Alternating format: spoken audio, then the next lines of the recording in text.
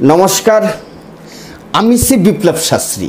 আপনারা দেখছেন ভাগ্যের দিশারি ইউটিউব চ্যানেল। এই ভাগ্যের দিশারি ইউটিউব চ্যানেলে জ্যোতিষ বিষয় আলোচনা করে থাকি। আজকেও ঠিক সেরকম আরেকটি নতুন আলোচনা নিয়ে আপনাদের সামনে চলে আসলাম।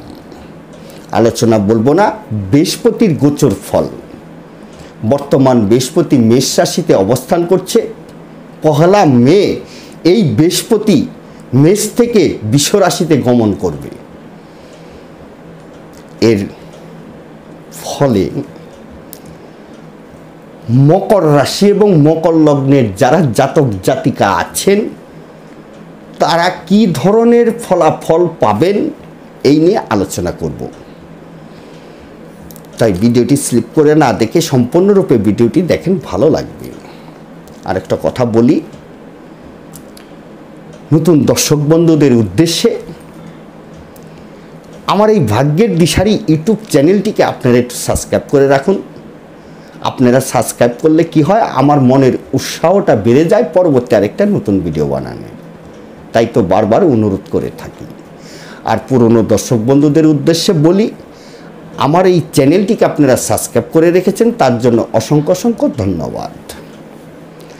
কথায় কথা বাড়বে, কথা না বাড়িয়ে চলে আসি মূল আলোচনায়। আলোচনার বিষয় বৃহস্পতির গোচর ফল, মকর রাশি এবং মকর লগ্নের কি ফলাফল। তাহলে বৃহস্পতি একটা রাশিতে 1 বছর অবস্থান করে, কম বেশি 12টা রাশিকে অতিক্রম করতে বৃহস্পতির সময় লাগে 12 বছর। সেখান থেকেই 1 যুগ ধরা হয়। এই বৃহস্পতি একটি কিন্তু বৃহৎ শুভগ্রহ। এর শুভত্ব মানে শেষ নেই।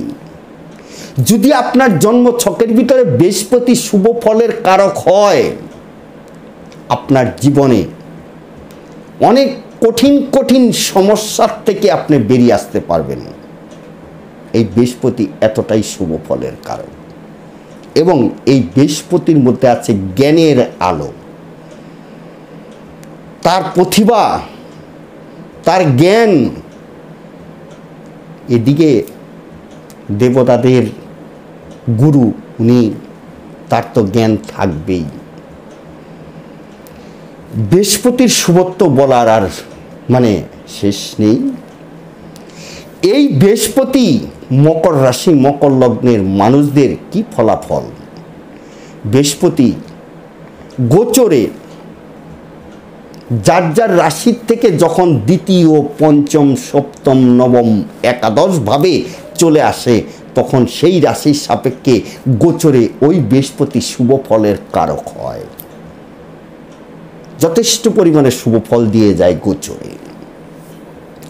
মকর রাশির সাপেক্ষে বৃহস্পতি আপনাদের 5ম ভাবে যাবে। 5ম ভাব শুভ ফলের কারক বৃহস্পতির। এবং এই বৃহস্পতি আপনাদের দ্বাদশপতি এবং তৃতীয়পতি।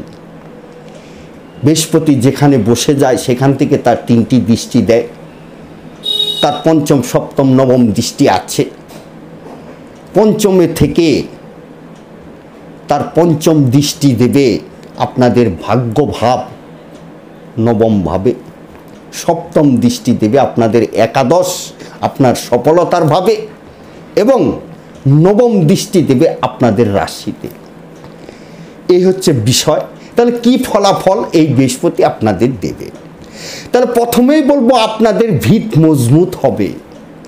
আপনার ভিতরে মানে কি বলবো, এতটাই আত্মবিশ্বাস জন্মাবে। যারা পুরনো কোনো রোগের সঙ্গে লড়াই করছেন, রোগ থেকে রিলিফ পাওয়ার মতো পরিস্থিতি তৈরি করবে। এক কথায় আপনার মানসিক শান্তি আপনি পাবেন।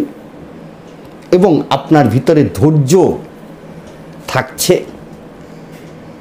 আপনাকে সঠিক রাস্তায় পরিচালনা করবে এই বৃহস্পতি। আপনার ভিতটাকে মজবুত করে রাখবে এই বৃহস্পতি। বৃহস্পতি 5ম ভাবের থেকে আপনার প্রতিভাকে প্রকাশ ঘটাবে। আপনার প্রেম প্রণয় জায়গাটাকে, যারা প্রেম করছেন সেই জায়গাটাকে মজবুত করবে। আপনার সন্তানের শরীর স্বাস্থ্য ভালো রাখবে। সন্তান নিয়ে যারা দুশ্চিন্তায় ভোগেন, সন্তান কথার অবাধ্য হয়, তারা ভালো থাকবে। নবম ভাবের দৃষ্টি আপনার ভাগ্য এক ধাপ এগিয়ে নিয়ে যাবে। ভাগ্য আপনার সঙ্গ দেবে এই বৃহস্পতি। ভাগ্য আপনার সহায় থাকবে। মা লক্ষ্মীর বিশেষ কৃপা আপনি পাবেন এই বৃহস্পতির কারণে। একাদশ ভাবের দৃষ্টির জন্য আপনার আয় ইনকাম বেড়ে যাবে। কর্মের সফলতা আসবে। যারা বিজনেস করছেন বিজনেসের জায়গাটা প্রসার ঘটবে। এক কথায় যথেষ্ট পরিমাণে শুভ ফল দেবে কর্ম, বিজনেস, সেই বিষয়গুলোতে। আপনার হাতে কিন্তু যথেষ্ট পরিমাণে অর্থ আসবে। আপনি অনেকটাই সেভিংসের পার্ট কিন্তু করতে পারবেন। অনেক দিন থেকে আপনার সেভিংস হচ্ছিল না, খরচার বহর বেড়ে যাচ্ছিল, খরচার বহরটাও আপনার কমিয়ে দেবে এই বৃহস্পতি। একটা সিস্টেমে আপনার খরচাটা চলবে। অকারণ যে খরচা হচ্ছিল সেই খরচাটাকে থামিয়ে দেবে এই বৃহস্পতি। তৃতীয় ভাব,